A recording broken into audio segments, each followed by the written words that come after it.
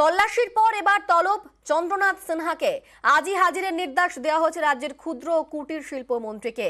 নিয়োগ দুর্নীতি মামলায় গত শুক্রবার চন্দ্রনাথের বাড়িতে 14 ঘন্টা তল্লাশি চালায় ইডি। বাড়ি থেকে উদ্ধার হয় 41 লক্ষ টাকা, এমনটাই দাবি করে কেন্দ্রীয় এজেন্সি। বাজেয়াপ্ত করা হচ্ছে মোবাইল ফোন এবং নথি। আমাদের সঙ্গে রয়েছেন প্রতিনিধি অমিত। তাকে আজকে হাজিরার নির্দেশ দেওয়া হয়েছে, কি আপডেট রয়েছে? একেবারেই দেখো, রাজ্যের মন্ত্রী চন্দ্রনাথ সিনহা তাকে নোটিশ পাঠিয়ে আজকে তলব করা হয়েছে সিজিও কমপ্লেক্সের ইডি দপ্তরে। গত সপ্তাহে তার বাড়িতে, বোলপুরের বাড়িতে তল্লাশি অভিযান চালানো হয়। প্রায় 14 ঘন্টা বেশি সময় এই তল্লাশি অভিযান চলে। সেখান থেকে 41 লক্ষ টাকা বাজেয়াপ্ত করা হয়েছিল, এমনটা কিন্তু ইডি সূত্রে দাবি করা হয়েছে। একই সঙ্গে তার মোবাইল ফোন বাজেয়াপ্ত করা হয়েছে। অন্যান্য বিভিন্ন নথিপত্র তার বাড়িতে কিন্তু সংগ্রহ করা হয় ইডির তরফে, এবং তাকে গতকাল নোটিশ পাঠানো হয় এবং আজকে তাকে ডেকে পাঠানো হয়েছে। এবং ইডি সূত্রে জানা যাচ্ছে মূলত তার যে ফোনটি বাজেয়াপ্ত করা হয়েছে সেই ফোন থেকে ডিজিটাল এভিডেন্স তদন্তের স্বার্থে সংগ্রহ করে রাখতে চাইছে ইডি কর্তারা। এই কারণেই তাকে তলব করা হয়েছে এবং বেশ কিছু নথিপত্র যেগুলো বাজেয়াপ্ত করা হয়েছিল সেই বিষয়েও কিন্তু তার কাছে জিজ্ঞাসাবাদ করা হয় বা তার কাছে বেশ কিছু ক্ল্যারিফাই অর্থাৎ তথ্য যাচাই করতে চাইছে ইডি কর্তারা। এই কারণেই রাজ্যের মন্ত্রী চন্দ্রনাথ সিনহাকে ডেকে পাঠানো হয় ইডি দপ্তরে। আজকে তাকে আসতে বলা হয়েছে। অমিত, তিনি কি আজকে যাবেন? তিনি কি এই বিষয়টি নিয়ে নিশ্চিত করেছেন এবং কখন তিনি যাবেন?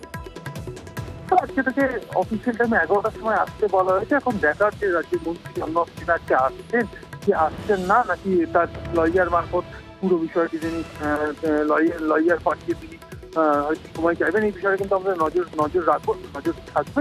তবে ইডির তরফে আজকে ডাকা হয়েছে 11টা নাগাদ, এবং দেখা যে রাজ্যের মন্ত্রী চন্দ্রনাথ সিনহা আজকে ইডি দপ্তর হাজিরা দিচ্ছেন কি দিচ্ছেন না।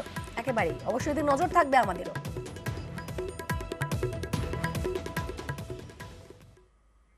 পার্থ জ্যোতিপ্রিয় জেলে তৃণমূলের আরো 2 বিধায়ক জেলবন্দি। 24 লোকসভা ভোটে এই 4 বিধায়কের কেন্দ্রে বাড়তি নজর দিচ্ছে তৃণমূল। 4 কেন্দ্রে লিড ধরে রাখতে তারা মরিয়া। জেলা নেতৃত্বের পাশাপাশি রাজ্য নেতাদেরও এই 4 কেন্দ্রের দায়িত্ব নিতে হবে, নির্দেশ তৃণমূলের। গরু পাচার, কয়লা পাচার, নিয়োগ দুর্নীতি থেকে রেশন দুর্নীতি, একের পর এক দুর্নীতিতে তোলপাড় হয়েছে রাজ্য রাজনীতি।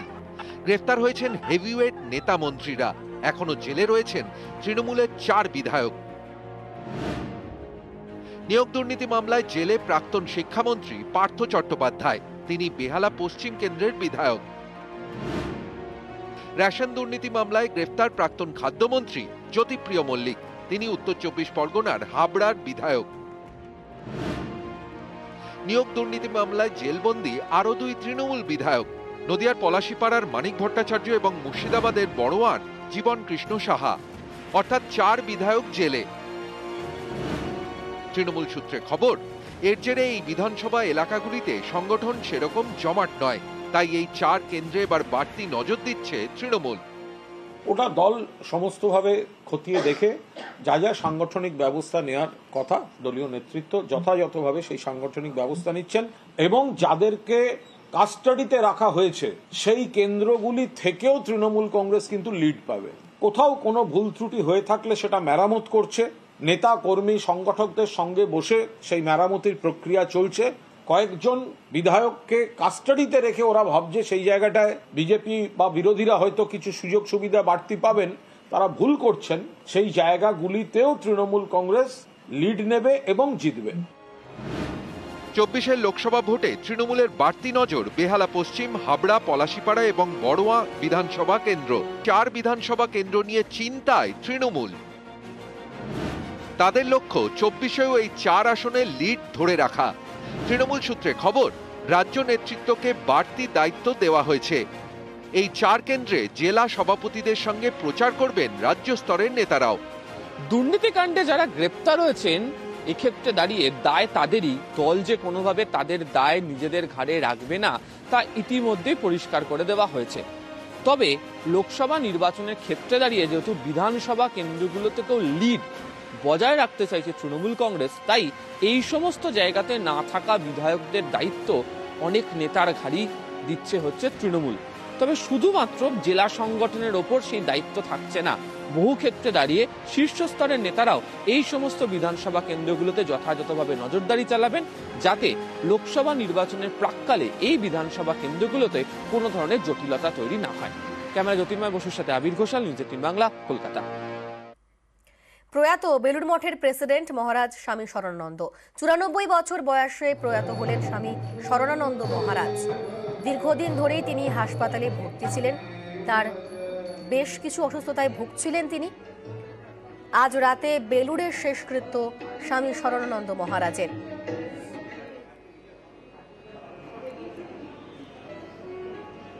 আজ রাতে বেলুড় মঠের শেষকৃত্য হবে মহারাজের। মহারাজকে শ্রদ্ধা জ্ঞাপন করতে গতকাল রাত থেকেই ভক্তদের ভিড় জমেছে। 94 বছর বয়সে প্রয়াত হয়েছেন বেলুড় মঠের প্রেসিডেন্ট মহারাজ স্বামী শরণানন্দ। আমাদের সঙ্গে রয়েছেন প্রতিনিধি দেবাশিস। দেবাশিস, রাত থেকে আমরা ভক্তদের ভিড়ের ছবি দেখতে পেয়েছি, এখনকার কি ছবি, কিরকম সেখানে সবকিছুর আয়োজন চলছে?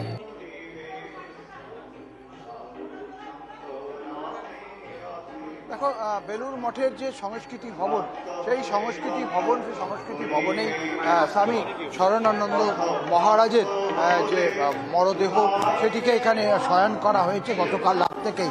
তারপর থেকেই যে ভক্তদের ভিড়, গতকাল রাত থেকেই আমরা দেখেছিলাম বহু ভক্তদের ভিড় জমেছে এবং আজ সকাল থেকেও সেই বেলুড় মঠে ভিড় কিন্তু অবশ্যই চোখে পড়ার মতন। সাধারণ মানুষজন তারা আসছেন পদ্ম ফুল হাতে, কেউ ফুলের মালা হাতে, শেষ শ্রদ্ধা জানাচ্ছেন, তাকে প্রণাম করছেন এবং রাত 9টা পর্যন্ত বা সকাল রাত 8টা পর্যন্ত এই দেহ শয়ন থাকবে এবং পরবর্তীকালে রাত 9টার সময় তার শেষকৃত্য সম্পন্ন হবে বেলুড় মঠে। মূলত আমরা যে স্বামী শরণানন্দ মহারাজ হচ্ছে 16তম প্রেসিডেন্ট মহারাজ রামকৃষ্ণ মঠ মিশন। 1953 সালে তার জন্মগ্রহণ হয়েছিল তামিলনাড়ুতে। তার 22 বছর বয়সেই প্রথম দীক্ষা, পরবর্তীকালে 1960 সালে প্রথম ব্রহ্মচারী, তারপর সন্ন্যাস গ্রহণ, তারপরে চলছিল রামকৃষ্ণ মঠ মিশনের যে কার্যধারা। একে একে ভারতবর্ষ, বাইরে, বিদেশে তার যে কার্যকলাপ তিনি সেগুলো রেখেছেন এবং 2017 সালে স্বামী আত্মস্থানন্দ মহারাজের প্রয়াণের পর 16তম প্রেসিডেন্ট মহারাজ হিসাবে তিনি তার পদ বা তার দায়িত্ব ভার নেন এবং দীর্ঘ কয়েক বছর, 6 বছরের বেশি অতিক্রম তিনি এই দায়িত্বভার পালন করলেন। অবশেষে দীর্ঘ সেপ্টেম্বর মাস থেকে অসুস্থ বার্ধক্যজনিত রোগে আক্রান্ত হন। সেপ্টেম্বর মাস থেকে তিনি হাসপাতালে ভর্তি ছিলেন, কলকাতার একটি বেসরকারি হাসপাতাল। তারপর কিছুটা সুস্থ হলে তাকে নরেন্দ্রপুর রামকৃষ্ণ মিশন সেখানে রাখা হয়েছিল। তারপরে ফের আবার জানুয়ারির মাসের প্রথম দিক করে আবার তিনি অসুস্থ হন, প্রথমে বেসরকারি হাসপাতাল, পরবর্তীকালে রামকৃষ্ণ মঠ মিশনের যে সেবা প্রতিষ্ঠান সেখানেই তাকে ভর্তি করা হয়। তার চিকিৎসা চলছিল, কার্যত শেষ 23 দিন তাকে ভেন্টিলেশনেই কাটাতে হয়েছিল। গতকাল রাত 8টা 14 মিনিটে তিনি রামকৃষ্ণ লোকে গমন করেন এবং আজকে গতকাল রাত থেকেই তোমাকে বলছিলাম যে ঠাকুরকে শেষ শ্রদ্ধা জানাতে মানুষের ভিড়, চোখের জলে পদ্ম ফুলে শেষ নিবেদন, শেষ শ্রদ্ধা জানাচ্ছে এবং আজকে সারাদিন প্রায় কয়েক লক্ষ মানুষের এখানে আগমন হবে বলে বেলুড় মঠের তরফ থেকে জানানো হয়েছে এবং নিরাপত্তা ব্যবস্থাও কিন্তু কঠোর করা হয়েছে বিভিন্ন জায়গা থেকে। সকাল থেকে আমরা দেখছিলাম শরণানন্দ মহারাজ তিনি কিন্তু মা সারদা দেবী অর্থাৎ সারদা পীঠে হয়েও দীর্ঘদিন কাজ করেছেন, ফলে সারদা পীঠের সন্ন্যাসিনী যারা রয়েছেন তারাও সকাল থেকে ভিড় করেছেন বেলুড় মঠে একেবারেই। এবং সেই মহারাজকে শেষকৃত্য আজ রাতেই হবে। মহারাজকে শ্রদ্ধা জ্ঞাপন করতে গতকাল রাত থেকেই প্রচুর মানুষ ভিড় জমিয়েছেন, প্রচুর ভক্তরা ভিড় জমিয়েছেন। ইতিমধ্যেই গতকাল থেকেই তাকে শ্রদ্ধা জ্ঞাপন করতে ভিড় চোখে পড়ার মতো রয়েছে। আজ রাতেই বেলুড়ের শেষকৃত্য হবে স্বামী শরণানন্দ মহারাজের।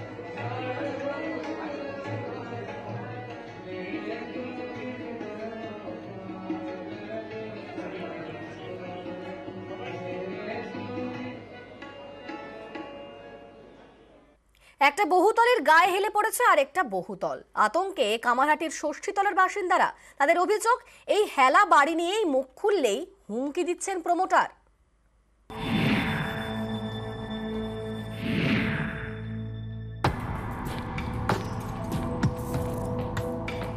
ছবিটা দেখুন, একটা বহুতলের গায়ে হেলে পড়েছে আর একটা বহুতল।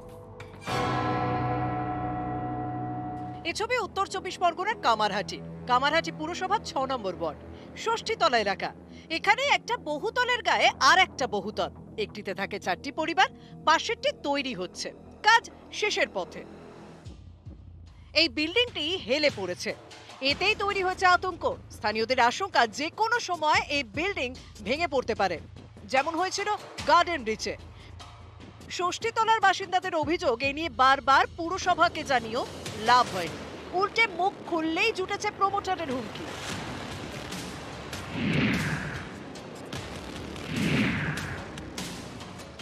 এটা আমরা বলছি না কেন, বলতে গেলে আমাদের উপরে আহত হবে। সেই যখন তখন ভেঙে যাবে, পড়ে যাবে, আহত আমরা হব। কার ক্ষতি হবে? আমাদের। কে মারা যাবে? আমরা কি করব? আমরা যাব অফিসে, বললাম, কেউ শুনছে না, কি করব আমরা? गिर जाएगा तो वो बाद में उनका क्या होगा? जो जाएगा वो अपने जान से चला जाएगा। मगर इंसान अगर से शराफत रहे या इंसानियत रहे, वो अगर से सुन ले तो अच्छा बात होता है ना।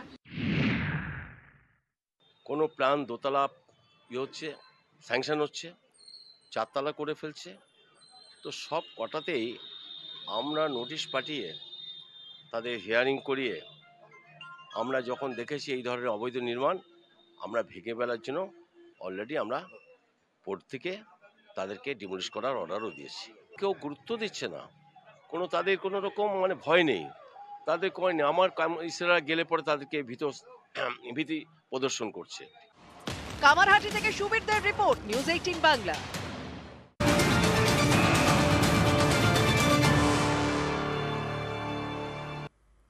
যে খবরের দিকে নজর রাখবো, হাওড়া পূর্ব শাখায় বাতিল একাধিক ট্রেন।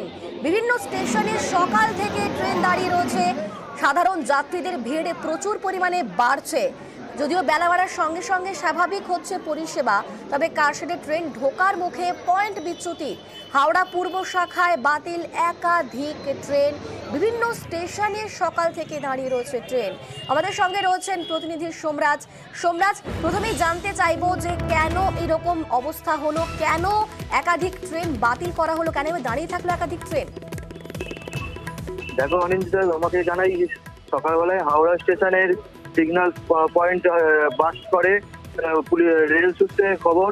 তারপর থেকে ডাউন 6টা 20 ডাউন এবং 1 থেকে 6 নম্বরের প্ল্যাটফর্মে হাওড়া ঢোকার প্ল্যাটফর্মে ডাউন এবং আপের ট্রেন বাতিল করে এবং ট্রেন যাতায়াত করছে না, ট্রেন বাতিল করেছে।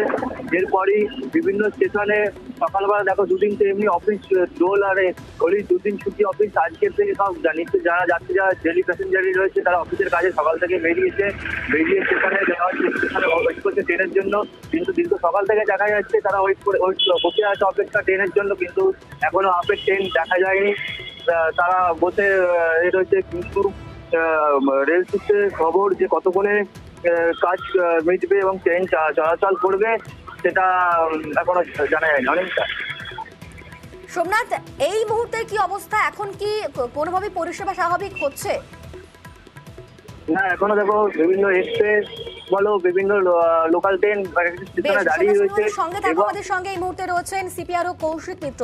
কৌশিক বাবু, এই যে অবস্থা, একাধিক ট্রেন বাতিল করা হচ্ছে, এখনো ট্রেন দাঁড়িয়ে রয়েছে বিভিন্ন জায়গাতেই, কখন পরিষেবা স্বাভাবিক হবে, কি কি ব্যবস্থা নেওয়া হচ্ছে? দেখুন, এই ঘটনাটা অনেক আগেই ঘটেছিল। একটা পয়েন্টে প্রবলেম হয়েছিল সিগন্যালে, যেটা কাটিয়ার এক্সপ্রেস ঢুকছিল 6 নম্বর প্ল্যাটফর্ম ওখান দিয়ে। সেই জন্য 1 থেকে 6 নম্বর প্ল্যাটফর্মে ট্রেন চলাচল অনেকক্ষণ বন্ধ ছিল। অনেকগুলি 22খানার মতো লোকাল ট্রেন আমরা ক্যান্সেল করেছি। তো 7:31 আমরা লাইন ফিট করে দিয়েছি এবং ট্রেন চলাচল স্বাভাবিক হয়েছে, দ্রুত স্বাভাবিক হয়ে যাবে বলে আমরা আশা করছি। যেটুকু সময় এতক্ষণ বন্ধ ছিল বলে যেটুকু রিপার্কেশনে অসুবিধা হচ্ছে মানুষের, বাকি ট্রেন মুভমেন্ট এখন স্টার্ট হয়ে গেছে। বেশ, ধন্যবাদ। আমাদের সঙ্গে ছিলেন পূর্ব রেলের সিপিআরও কৌশিক মিত্র এবং তিনি যেমনটা বললেন যে খুব দ্রুত সমস্যার সমাধান হয়ে যাবে। কাজ ইতিমধ্যেই শেষ হয়ে গিয়েছে এবং খুব দ্রুতই সেই পরিষেবা স্বাভাবিক হয়ে যাবে। হাওড়া পূর্ব শাখায় বাতিল করা হচ্ছে একাধিক ট্রেন, বিভিন্ন স্টেশনে সকাল থেকে ট্রেন দাঁড়িয়ে রয়েছে এবং 2 দিন হোলির ছুটির পর আজকে একেবারে অফিস যাওয়ার জন্য সবাই বেরিয়ে পড়েছেন। আর আজকে এভাবে ট্রেন দেরি হওয়ায়, ট্রেন বাতিল হওয়ায় স্বাভাবিকভাবেই খুবই সমস্যায় পড়েছেন নিত্যযাত্রীরা।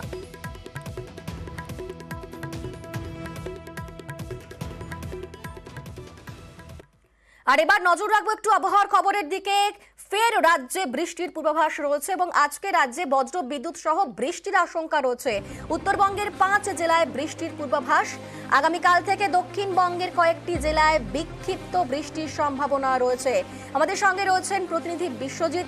বিশ্বজিৎ, কি বলছে হাওয়া অফিস, এবং এই যে বৃষ্টি হচ্ছে এরপরে তাপমাত্রার কিরকম পরিবর্তন হবে, গরম কতটা বাড়বে, কি আপডেট?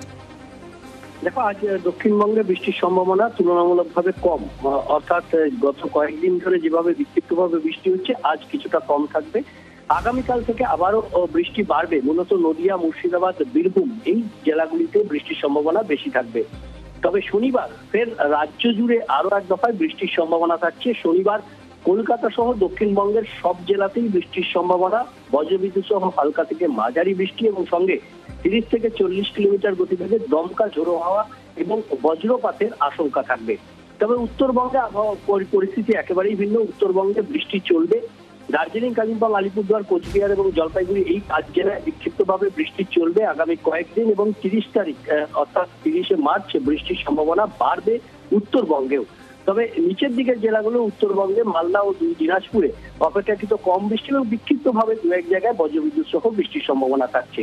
তবে এরই সঙ্গে যে গরম, সেই গরম শুধুমাত্র আমাদের রাজ্যে নয়, দেশ জুড়েই গরম বাড়বে। মার্চ মাসের শেষ দিকে এই গরম দেশ জুড়েই যেমন বাড়বে তেমনি আমাদের রাজ্যেও এর প্রভাব পড়বে।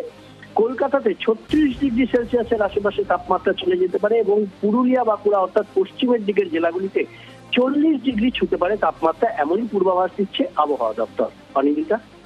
বেশ, ধন্যবাদ বিশ্বজিৎ। যেমনটা আমাদের প্রতিনিধি বললেন, বৃহস্পতিবার থেকে কলকাতাতে বৃষ্টির পূর্বাভাস এবং এই বৃষ্টির পর মার্চ মাসের মধ্যেই তাপমাত্রা বেশ খানিকটা বাড়বে এবং 36 ডিগ্রি পেরিয়ে যাবে তাপমাত্রা।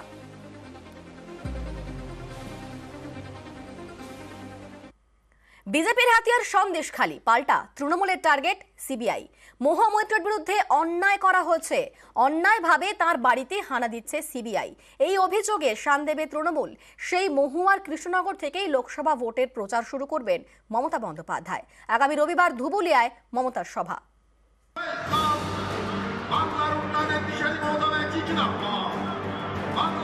লোকসভা ভোটের প্রচারে ঝড় তুলতে এবার ময়দানে নামছেন মমতা বন্দ্যোপাধ্যায়। কৃষ্ণনগর কেন্দ্র থেকে প্রচার শুরু। আগামী 31শে মার্চ কৃষ্ণনগরের ধুবুলিয়ায় সভা করবেন মমতা বন্দ্যোপাধ্যায়। 24শে লোকসভা ভোটে বিজেপি অস্ত্র করছে সন্দেশখালী। সন্দেশখালীর ঘটনায় তদন্ত চালাচ্ছে সিবিআই। এই সিবিআইয়ের বিরুদ্ধেই পাল্টা সুর চড়াবে তৃণমূল। আগামী রবিবার কৃষ্ণনগর থেকে প্রচার শুরু করছেন তৃণমূল নেত্রী মমতা বন্দ্যোপাধ্যায়।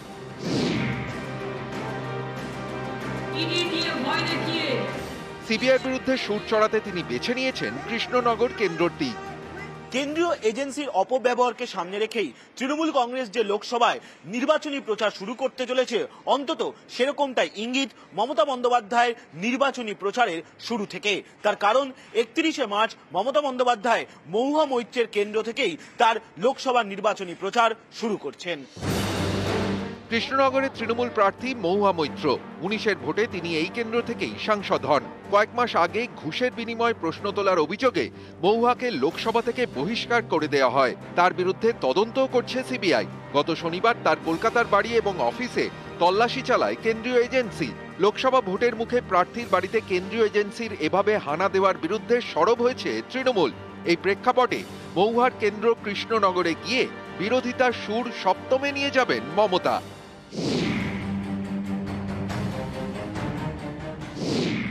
গত 31শে জানুয়ারি ঝাড়খণ্ডের সদ্য প্রাক্তন মুখ্যমন্ত্রী হেমন্ত সোরেনকে ইডি গ্রেফতার করে। এরপর গত সপ্তাহে গ্রেফতার করে দিল্লির মুখ্যমন্ত্রী অরবিন্দ কেজরিওয়ালকে। কেজরিওয়ালের গ্রেফতারের পর থেকেই বিরোধী জোট ইন্ডিয়া এক কাট্টা। সবাই একসুরে আক্রমণ করেছেন মোদী সরকারকে। এরই মাঝে মহুয়া মৈত্রর বাড়ি, অফিসে সিবিআই হানা। তাই কৃষ্ণনগরের সভা থেকে কেন্দ্রীয় এজেন্সির অপব্যবহারের অভিযোগে মমতা সুর চড়াবেন বলেই পর্যবেক্ষকদের মত।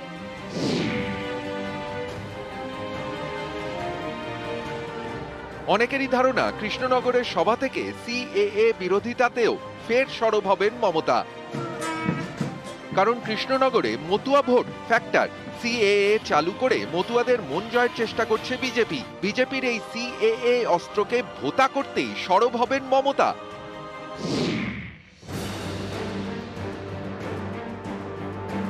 মহুয়ার বিরুদ্ধে কৃষ্ণনগর রাজবাড়ির সদস্যকে প্রার্থী করেছে বিজেপি। বিজেপির প্রার্থী তালিকায় তার নাম লেখা হয়েছে রাজমাতা অমৃতা রায়। এ নিয়ে কটাক্ষ শুরু করেছে তৃণমূল। তারা বলছে এখন আবার রাজমাতা কি? এসব আসলে বিজেপির জমিদারি স্টাইল, তাই বেছে বেছে এরকম একজনকে প্রার্থী করা হয়েছে। এ নিয়েও তৃণমূল নেত্রী আগামী রবিবার সুর চড়াতে পারেন বলে অনেকের ধারণা। সোমরাজ বন্দ্যোপাধ্যায়, নিউজ 18 বাংলা। এর লড়াই আমি চালিয়ে যাব, এর লড়াই থেকে আমি সরছি না।